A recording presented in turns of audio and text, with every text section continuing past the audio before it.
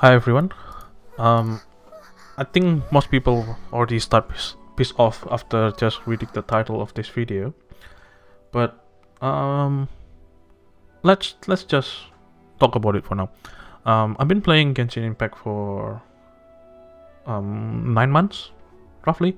This last 3 months, I've been really kind of like busy, um, and just come back kind of like in the anniversary, and I was hoping things change. Unfortunately, it's not. Um, I will raise a few concerns that why I'm kind of like not enjoying Genshin as much as I used to in this video, obviously. Um, let's get to the point. First one is so my status in the current game. I'm you can if I can bring up the things. So adventure 55. I think must be some people already a little bit higher than me. I don't have that many character, to be honest. Character that I have, this is what I have. Mainly the one I'm using is this 1, 2, 3. Not Ningguang. It will be Xiangling, and then actually I'll just bring up the party composition that I use.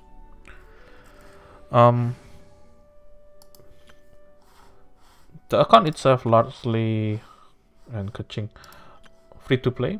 The only things that I purchase is the monthly tickets for 6 months, and I stopped the remaining 6 months. Yeah, I never buy any of this. I don't have much crystal to roll whatsoever. Now, this game, the first issue that I have to bring up the problem is lack of the progression in the end game.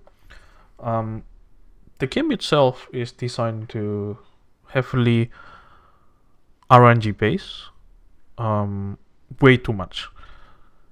The main issue for me is the artifacts. So playing this game, in my impression, the game designed to have you have a lot of different characters that you use, and then you kind of like create a combination of a team. The most famous one is National Team, and be like doing content with it. But the game itself, so that's the base game design. However, the game system, because it's heavily RNG based, it become an issue by itself. It causing you hard to actually progress your character. A lot of people farming artifact daily, and then they just get complete garbage continuously over and over again. Which is actually quite a big an issue. A lot of people don't really care about it as much. But in fact, it actually quite problematic. For example, here with when you get a new characters, and then not in my case, I don't have any new characters. But for example, I want to level Sucrose. The amount times that I need to farm for, well, you will definitely, most of the time you will, I want to get the artifact first. To get her artifact is already really extremely difficult with all how the RNG, how much of the currency that you get, how much currency for the money. The money is not part of the RNG, sorry. It's more about artifacts, like how hard you get the correct artifact for her. Like even for Sucrose and Fenty, even though they play very similarly, but you need different artifacts. And then another like Jane, Kazuha, for someone that have them, it's getting harder for them even more to farm the artifacts. Not only the artifact is randomly, you might not getting the head for after 3-4 days of grinding, or you might not end up getting the timepiece and that kind of things. Like there's so many things in the game that restrict the player to progress. Artifact, one of them is like one of the most popular aspect in the game. Other games that I played that heavily rely on the RNG is Path of Exile. Path of Exile famously known as how bad they are with the RNG, but in Path of Exile you have a way to manipulate the status of the items. So you have a lot of different resources to add the status, remove a status, or even reroll the items. And other games that do kind of like have a good system as well is Division 2 by Ubisoft. Ubisoft on Division, they allow you to store a stat that you can use to upgrade certain, like to use to reroll certain artifact, and then that artifact lock kind of thing. So you can only upgrade them so many times, kind of things. Which is really good system considering how many times that how many items that you get in the game. And that was my hope 6 months ago, but after another 6 months, there is no quality of life update like this. This is causing a lot of issue with this. I need to level this character, but it's not possible because I don't have the artifacts, and I need to grant the artifacts before anything else to make the character useful. A lot of people that play a lot of the game kind of like, you can just grind it, but not everyone have the time to play this game for 8 hours or make as the main game, because the nature of gacha game is never been a main game. Like even the game design itself hinder you to do it, like with the stamina obviously. But stamina never been an issue. Like, put it this way, I play a lot of gacha games in my life. I think I play quite a lot even until now. Grand Order probably is the worst that everyone know about it. The RNG, how bad the gacha system is, but the game itself is quite rewarding. Like whenever a lot of events happen, and event give you a lot of resource. Not in this game though. This game, the event is all pretty bad. And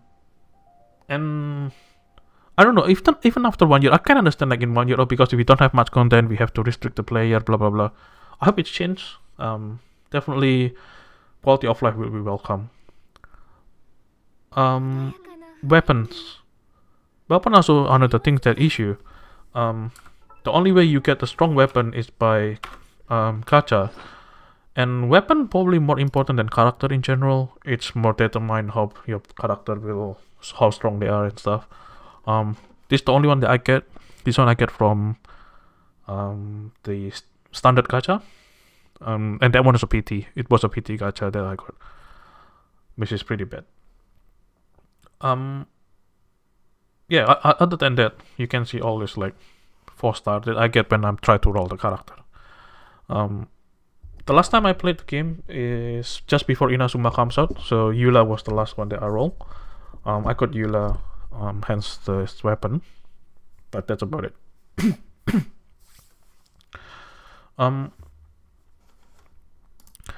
Now, I think the game that rely on grind is not the bad things, but it's the developer have to be really careful with how much time that the player need to spend in the game. Appreciating the game, your player time is really important, but not in MiHoYo, I guess. In MiHoYo book is not that important. Now, another problem with the fundamental problem in the game is the combat system. The combat system design is kind of like you use a lot of these 4 characters, and then you create a combination of the characters. A lot of times you design the character team based on the ultimate or skill. I guess burst or skill. Now, it's kind of like the game design. However, the execution is the other way around, with the introducing how the character swap and the skill works. So you can see this. You have whenever you need, I need Noel, I need the shield from Noel. You have to swap to Noel, and then you press the E button. I need Bennett only for the burst, but for example, like if you play another Songli, for example, if you have Songli, and then I need the shield from Songli, I need the buff from Bennett, and then you need other skill from different character. However, because you have to cut in and then use the skill and then you go out, there is actually inner cooldown on the system that causing the delay.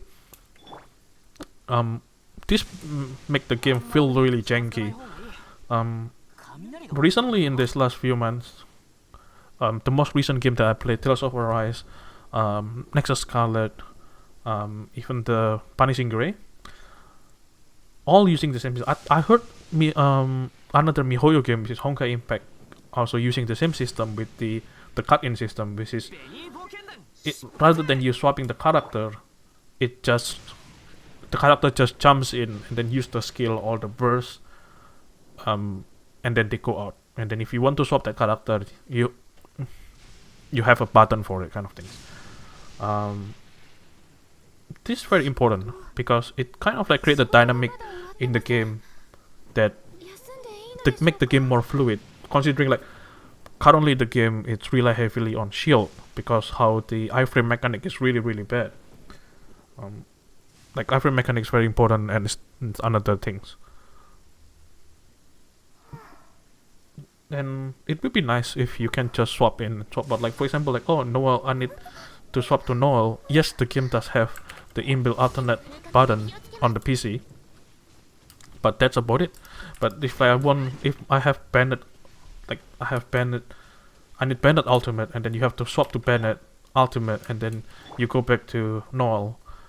And a lot of the characters remove the ultimate straight away. Eula, for example, Klee, for example, or another example, they just completely delete the ultimate and then they swap the character out. Which is really annoying, like, I need heal now when you're playing the TPS, and then you can't do it because if you do it and then you lost it becomes a downtime. It's very kind of like extremely annoying that other games have it. Why Genshin that built up on that kind of concept doesn't have it. Another thing is the animation. So most people already noticed that if you have I'll quickly try to get some energy recharge. So if you playing high level character, 5-star character I mean, they will have a cut-in animation. Like any 5-star, in the example that I'm going to use is Ganyu. So all of them has cut-in animation, which doesn't make any sense.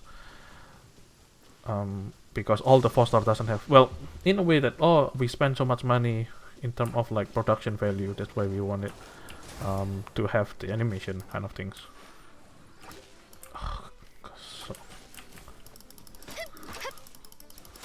Okay, so like this one example, there's a cut-in animation, and then yeah.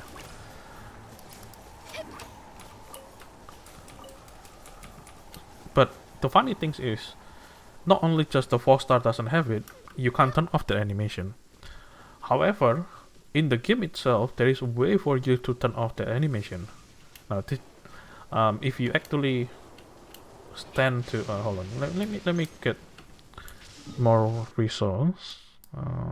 Let's go here. No, not this one. Yeah, this one. So in the game itself, if you actually standing as a 5-star character, if you're standing against something behind you, it will remove the animation. I just quickly kill this and show you guys what I meant.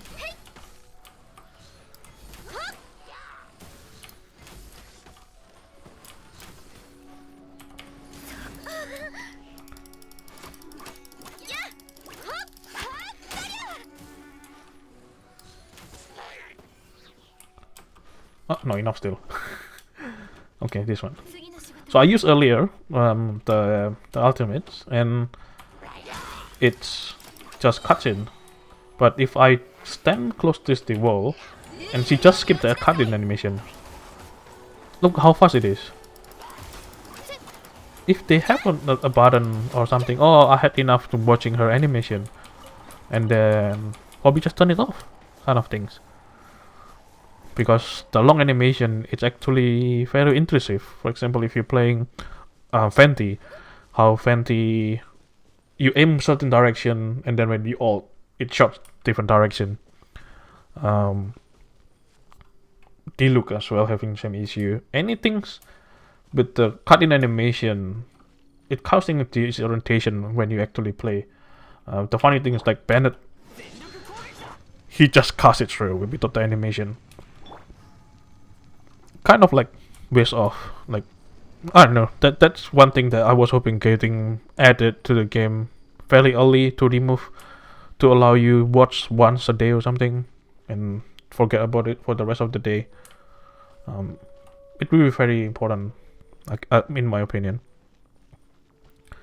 Other than that, I think that's kind of like two fundamental issue, like how the end game and how the game mechanics in the game itself, that I was hoping to be changed, but unfortunately, nothing. We haven't heard anything from them that they actually going to do something about the this mechanic that was an issue for me, like still an issue for me. But I hope. I only can hope. MiHoYo, not a small company. They're pretty big. Just put frankly, I think probably even bigger now with how successful Genshin is. Yeah. Let me know what you guys think. Is this is something that impact you guys, your play style or not? Maybe, I don't know. But it does bother me a lot, especially how compared to other games. Which is unfortunately, I don't want to compare them, but this is kind of like very similar system that need to be addressed. I don't think the game can be thrive with this system onwards. People will start realize, oh, this game just begging you to spend more time on it without actually rewarding your times. But yeah, let me know what you guys think. Probably a lot of angry comments, but that's what I feel about the game. Thank you. Have a good one.